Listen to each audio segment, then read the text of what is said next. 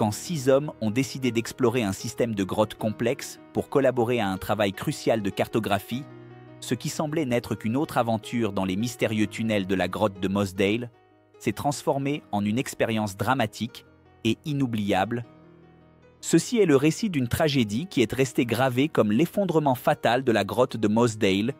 En juin 1967, un groupe de 10 explorateurs est entré dans le système de grotte de Mossdale avec l'objectif d'explorer ses profondeurs et de cartographier certains passages qui étaient encore peu documentés.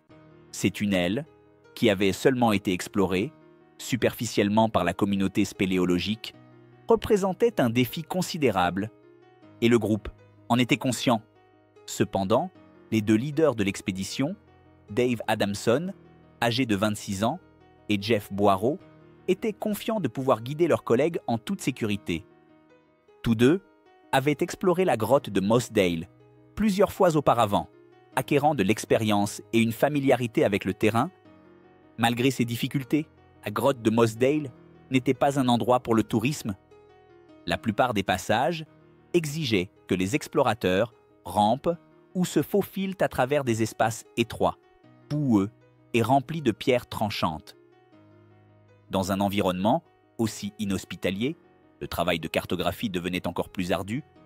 Après quelques heures, 4 membres du groupe, 2 hommes et 2 femmes, ont décidé de faire demi-tour comme prévu, car les passages devenaient de plus en plus difficiles. Parmi eux se trouvait Morag Forbes, fiancé de Dave, qui s'apprêtait à l'épouser dans moins d'1 mois. Son émotion bientôt aurait un goût amer, en affrontant l'un des plus grands défis de sa vie, alors que les 4 retournaient à la surface.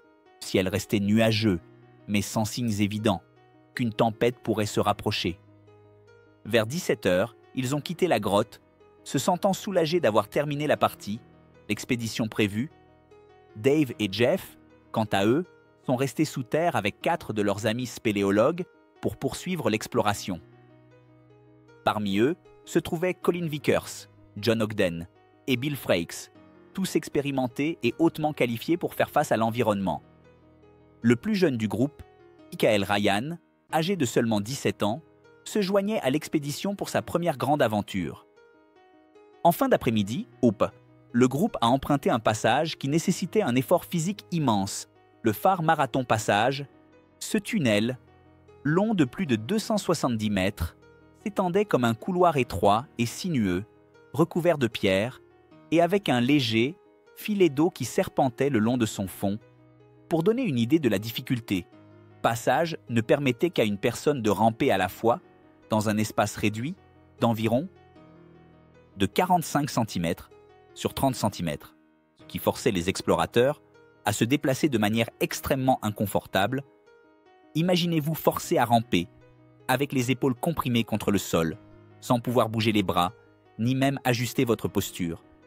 Une fois à l'intérieur, il n'y avait pas moyen de revenir, sans une grande difficulté, et le processus de sortie pouvait prendre des heures.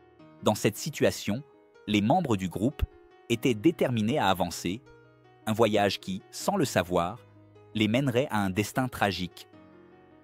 Dans l'une des sections les plus difficiles de la grotte, près du passage de Far Marathon, les explorateurs faisaient face à plus de 270 mètres de rampement continu. La seule pause, pour se reposer, se faisait dans une petite zone d'1,5 mètre de long, où un spéléologue pouvait se redresser partiellement pour soulager ses muscles avant d'affronter la prochaine section étroite. Mais le groupe avançait. Plus l'environnement devenait difficile à naviguer, le rétrécissement du passage et la sensation de confinement croissante rendaient chaque mouvement épuisant. Quand ils sont arrivés à la dernière partie de la Far Marathon, l'espace devenait encore plus étroit, forçant les spéléologues à se pousser les uns contre les autres pour avancer. L'objectif de l'exploration était clair, dégager des passages pour que de futures expéditions puissent mieux cartographier le système de grottes, mais ce qui semblait être un simple travail de routine était sur le point de se transformer en un cauchemar. Vers cette heure-là, Morag, la fiancée de Dave, retournait à l'entrée de la grotte, espérant trouver les hommes en train de terminer leurs activités. Cependant, en regardant à l'intérieur, elle ne vit aucun signe qu'ils se rapprochèrent de la sortie. le ciel était plus chargé, et la pluie, bien que légère, avait commencé à tomber, ce qui a fait ressentir à Morag un pressentiment. Dans les profondeurs, les hommes commençaient à se préparer à dégager les passages. Quand ils ont commencé à réaliser que quelque chose n'allait pas, les ruisseaux souterrains avaient augmenté et le niveau de l'eau montait légèrement. Mais au départ, cela ne semblait pas alarmant. Cependant, à mesure que le bruit de l'eau qui coule devenait plus fort et que l'eau montait jusqu'à leurs pieds, il est devenu clair que la situation devenait grave. À ce stade, le groupe savait qu'il était à environ 3 heures de l'entrée de la grotte, ce qui rendait tout mouvement rapide encore plus difficile. Face à pression croissante de l'eau, la décision a été prise d'interrompre les travaux et d'essayer de sortir du système de grotte.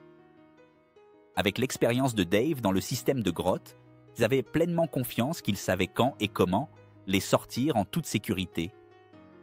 Ce qu'ils ne savaient pas, c'était qu'une grande quantité d'eau s'accumulait dans leur direction, rendant la tâche d'évacuation de plus en plus difficile à chaque minute. Morag, déjà inquiète de l'avancée du temps, est retournée à l'entrée vers 9 heures du soir. En arrivant, elle a été envahie par une horreur indescriptible. En voyant que l'entrée de la grotte était complètement submergée, le lac d'eau s'était formé autour de l'entrée, rendant complètement inaccessible. Celui qui devait être le point de fuite était maintenant fermé. Dans une course effrénée, elle a parcouru 3 miles pour trouver de l'aide, essayant de sauver ceux qu'elle aimait. Pendant ce temps, les hommes dans le sous-sol étaient conscients de la montée du niveau de l'eau, mais ils n'avaient d'autre choix que d'essayer de retourner le plus vite possible vers une chambre plus haute et plus sûre. Avec le niveau de l'eau qui montait de plus en plus, tension augmentait et la nécessité d'agir rapidement rendait chaque seconde cruciale. Bien que leur expérience les ait préparés à des situations extrêmes, la réalité du scénario les poussait au bord de la panique. Mais même ainsi, ce qui restait était la connaissance que le calme et l'efficacité étaient les seules façons de surmonter ce défi. C'est à ce moment-là que Michael, le plus jeune du groupe, et Jeff, un spéléologue expérimenté, ont été les premiers à essayer de traverser le passage étroit, qui les mènerait à une chambre plus haute. Chaque mouvement était une lutte, car les corps peinaient à passer par les espaces étroits de ce passage, et poussés par l'urgence et la peur grandissante de l'eau, le groupe continuait d'avancer. Les spéléologues étaient maintenant dans une lutte désespérée contre le temps.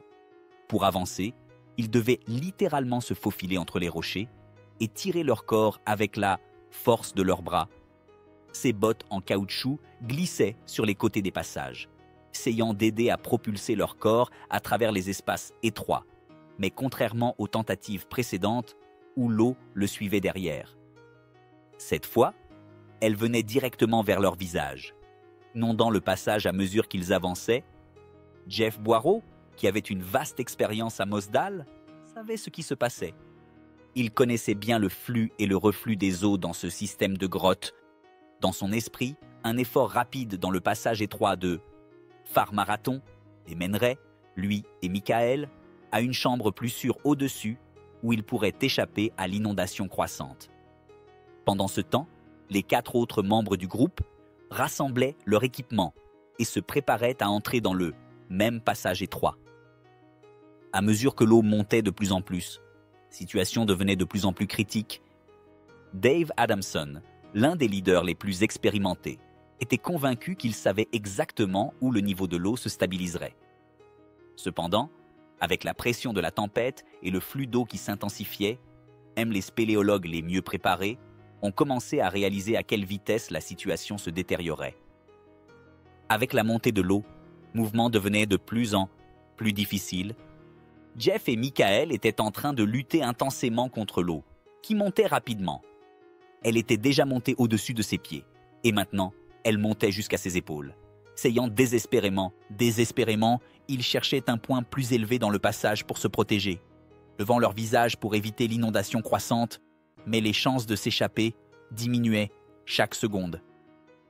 Le volume d'eau rendant l'environnement infranchissable était une menace implacable.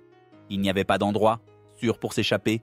Pendant ce temps, Dave menait le reste du groupe à travers le même tunnel étroit, espérant pouvoir surmonter le courant croissant. Mais, À mesure qu'ils avançaient dans la marathon lointaine, ils se sont vite heurtés à la même réalité que leurs amis. L'eau était très haute et leurs efforts pour sortir de là venaient futiles. Comme Jeff et Michael, ils ont essayé de lever le visage au-dessus de l'eau à la recherche d'éventuelles bulles d'air. Mais il était évident qu'il n'y avait plus d'échappatoire.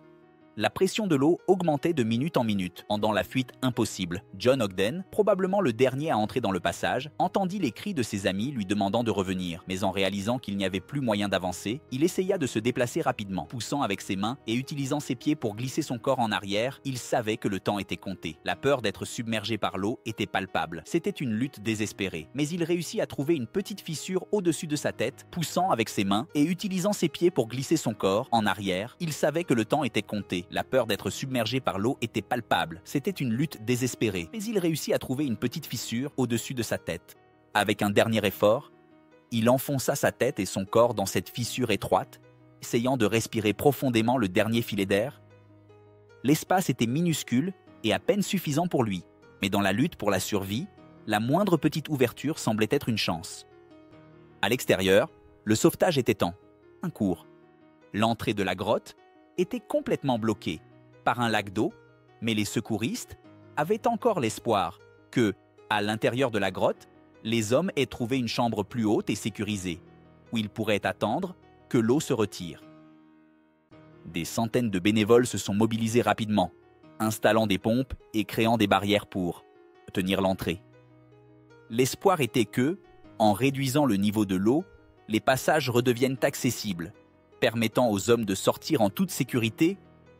Dans l'après-midi de dimanche, un jour entier après que les spéléologues soient entrés dans la grotte, les secouristes ont enfin atteint le passage de Phare Marathon. Ils ont crié avec l'espoir d'alerter les hommes que le passage était libre et qu'ils pouvaient descendre de la chambre où ils s'étaient réfugiés.